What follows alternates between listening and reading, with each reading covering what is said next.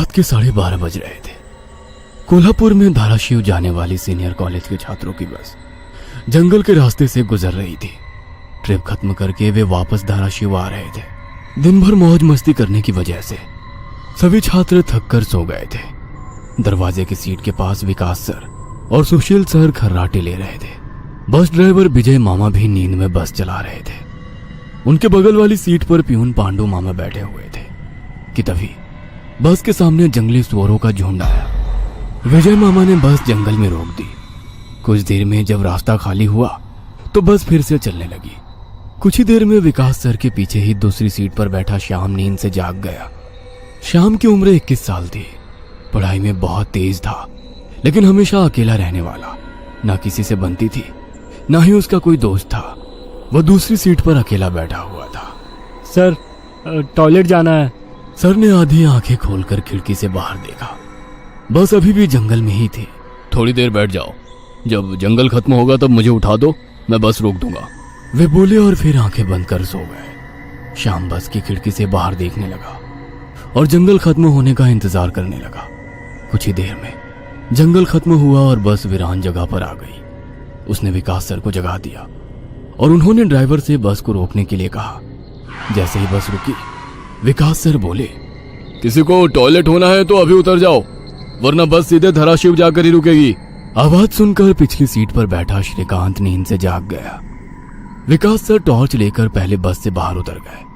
उनके पीछे पीछे श्याम और श्रीकांत भी उतरे और वो दोनों अलग अलग झाड़ी के पीछे टॉयलेट करने गए। श्याम टॉयलेट करके वापस आया, लेकिन श्रीकांत अभी भी नहीं आया था कि तभी श्रीकांत जोर से चिल्लाया। उसकी आवाज सुनकर विकास सर और श्याम उसकी ओर भागे, लेकिन तभी श्रीकांत झाड़ी से बाहर आया। क्या हुआ, क्यों चिल्लाए थे? कुछ नहीं सर, चप्पल से होकर कांटा पैर में चुभा। उसकी आवाज सुनकर ड्राइवर और प्यून भी नीचे उतरे थे। वो सब बस में वापस चढ़ने ही वाले थे कि तभी एक बाइक बस के सामने आकर रुक गई। अरे भाई साहब, यहाँ के नहीं हो क्या आप? क्या आपको पता नहीं कि इस रास्ते पर लोगों को हमेशा चकवा लगता है? बाइक चलाने वाला बोला। चकवा नाम सुनकर विकास सर बोले, हाँ पता है, हम बस निकल ही रहे हैं। और वो सब बस में बैठ गए। सर, वो आदमी किस चकवे के बारे में बात कर रहा था? प्यून ने अगली सीट से ही मुड़कर विकास सर से पूछा। हिंदी में चकवा मतलब छलावा, छलावा मतलब भूत। कहते हैं जो लोग रात में सफर करते हुए मरते हैं, उनकी आत्मा छलावा बन जाती है। छलावा रात को सफर करते हुए यात्रियों को पकड़ लेता है और उन्हें अपने गंतव्य स्थल तक पहुंचने ही नहीं देता। वो बस उन्हें उसी जगह पर घुमाते रहता है। कितना भी भाग लो या फिर गाड़ी तेज भगाओ, आप उसी जगह पर आ पहुंच जाओगे जहां आपको छलावा ने पकड़ लिया था। या फिर वो लोग रास्ते से भटक जाएंगे और उस जगह पहुंच जाएंगे जहां पर छलावा उन्हें ले जाना चाहता है, विकास सर ने बताया। इसके बाद ड्राइवर बोला, और यात्री रात भर उसी जगह पर बार बार घूमते हैं। वो तब तक रास्ता भटकते हैं जब तक सूरज ना उगे। जैसे ही सूरज उगता है, उनकी ताकत कम हो जाती है। मेरे कुछ ड्राइवर दोस्त हैं, उनको भी छलावे ने पकड़ लिया था। कहते हैं छलावा बस उन्हीं यात्रियों को पकड़ता है जो थके हुए होते हैं, क्योंकि उन पर हावी होना बहुत आसान होता है ना। फिर तो छलावा बहुत ही खतरनाक है। प्यून घबराते हुए बोला, अरे कुछ खतरनाक नहीं है, ये सब अंधविश्वास है। ड्राइवर जब थक जाता है तो रात में उसे रास्ता समझना मुश्किल हो जाता है, इसलिए उसे भ्रम हो जाते हैं और वो रास्ता भटकता है। इसे ही अनपढ़ लोगों ने भूत यानी चकवा या छलावा का नाम दिया है, विकास सर बोले। यह सभी बातें श्याम और श्रीकांत सुन रहे थे। नहीं सर, छलावे होते हैं और कुछ छलावे तो जानलेवा भी होते हैं। मेरे दादाजी को छलावे ने इतना परेशान किया था कि मरते मरते बचे थे। रात को जितने भी एक्सीडेंट होते हैं, उनमें से कुछ ना कुछ एक्सीडेंट छलावे के कारण ही होते हैं। वो रात के बेरहम शिकार होते हैं। यात्रियों की थकान और डर ही उनकी ताकत होती है। शिकारियों की तरह ही वे यात्रियों को डराते हैं, भगाते हैं और उनकी जान लेकर उनका शिकार करते हैं। हमें बस इतना पता चलता है कि कार एक्सीडेंट में उनकी मौत हो गई है, लेकिन मौत का कारण छलावा ही होता है सर। श्याम ने डरावनी आवाज में कहा। सर, इस का कुछ मत सुनो, इसकी बुआ राइटर है, उन्हीं से सुनी होंगी ये बातें। और राइटर लोगों का तो काम ही होता है बातें बनाना, उसी से तो उनका घर चलता है। पिछली सीट पर बैठे श्रीकांत ने कहा। श्रीकांत, चुप हो जाओ और सो जाओ, उन्होंने डांटते हुए कहा। और उसके बाद सभी लोगों ने आंखें बंद कर ली और सो गए। कुछ समय बीता। श्याम अभी भी जाग रहा था और खिड़की से बाहर देख रहा था। बस किसी जंगल के बीचों बीच से गुजर रही थी कि तभी उसने देखा कि रास्ते के किनारे एक बंद पड़ी चाय की टपरी है। लेकिन ये चाय की टपरी तो मैंने पीछे भी पहले वाले जंगल में देखी थी। वह मन ही मन बोला और खिड़की के बाहर देखने लगा। तब उसे पता चला कि वो तो वही जंगल है जो वीरान जगह से पहले आया था। वह भागते हुए ड्राइवर के पास गया। विजय मामा नींद में बस चला रहे थे, बीच बीच में आंखें झपका रहे थे। विजय मामा, बस कौन से जंगल में है? होगी किसी जंगल में। रास्ते में जंगल कम है क्या?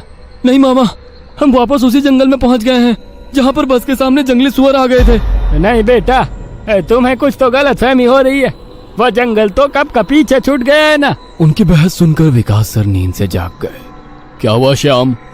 सर, हमें छलावा लग चुका है। उसने हमें पकड़ लिया है क्योंकि बस वापस उसी जंगल में आई है जहां से पहले गुजरी थी। लेकिन विकास सर भी ड्राइवर की तरह उस पर विश्वास नहीं कर रहे थे। सर, अगर आपको मेरी बात पर यकीन नहीं हो रहा है तो बाहर देखो। अभी कुछ देर रास्ते के किनारे एक ट्रक दिखाई देगा जो एक्सीडेंट में पलटी हो चुका है। और कुछ ही देर में रास्ते के किनारे सभी को पलटी हुई ट्रक दिखाई दी। ये देखकर सभी हैरान हो गए थे। ड्राइवर ने भी मान लिया कि श्याम सच बोल रहा है कि तभी जंगल खत्म हो गया और बस वही सुनसान वीरान जगह पर पहुंच गई जहां पर वो कुछ देर पहले टॉयलेट करने के लिए रोक दी गई थी। ये देखकर सभी की आंखें फटी की फटी रह गई थी। विकास सर की तो बत्ती ही गोल हो गई थी। श्रीकांत पिछले सीट से आगे आ चुका था। सबके चेहरे का रंग उड़ गया था। बस अभी भी रास्ते पर चल रही थी कि तभी वो फिर से वापस वही जंगल में पहुंच गई। वह सभी जान गए कि उन्हें छलावा ने पकड़ लिया है। ड्राइवर कोई दूसरा रास्ता मिलता है या नहीं ये देख रहा था, लेकिन फिर भी बस वापस उसी जंगल में आ जाती थी। ऐसा लग रहा था कि मानो पूरी दुनिया में बस वही एक रास्ता है जो घूम फिर कर उसी जंगल में ले आता है। सर, अभी इस छलावे से कैसे निकले? मैंने सुना है कि छलावे से बाहर तभी निकल सकते हैं जब सुबह हो जाए। इसका मतलब हमें रात भर इसी सड़क से गुजरना होगा, जंगल से वीराने में और वीराने से जंगल में। क्यों ना हम सुबह होने का इंतजार करते हुए उसी वीरान जगह पर रुक जाए। ड्राइवर बस चलाते हुए बोला। लेकिन शायद मैंने सुना है कि छलावे में रुकना ठीक बात नहीं है। नहीं सर, मेरी बुआ ने बताया था कि अगर सेफ जगह मिल जाए तो रुकने में कोई परेशानी नहीं है। बस इतना ही पता है तुम्हें? और कोई तरीका नहीं है क्या? है, लेकिन वो अभी के लिए नहीं है। और वैसे भी अगर जिस छलावे ने हमें पकड़ा है, अगर वो कमजोर हुआ तो उसकी शक्तियाँ कुछ ही देर में कमजोर हो जाएंगी और हम छलावे से छूट जाएंगे। फिर वो छलावा हमें नहीं पकड़ सकता। इन सभी की बातें सुनकर सोए हुए सुशील सर जाग गए। अरे क्या हुआ? आ गया क्या मेरा बोरगांव?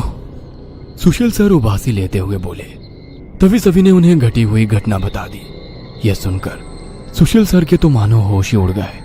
लेकिन तभी ड्राइवर जोर से चिल्लाया, सर, आगे एक गांव आया है। यह सुनकर सभी लोग ड्राइवर की तरफ भागे। तब उन्हें रास्ते के किनारे एक बोर्ड दिखाई दिया जिस पर लिखा था, बोरगांव में आपका स्वागत है। यह देख सुशील सर जोर से चिल्लाए, ये तो मेरा गांव है, लेकिन हम यहाँ इतने जल्दी कैसे पहुंचे? हमें तो कोल्हापुर से निकले मुश्किल से 2 घंटे हो गए हैं और मेरा गांव कोल्हापुर से 6-7 घंटे की दूरी पर है।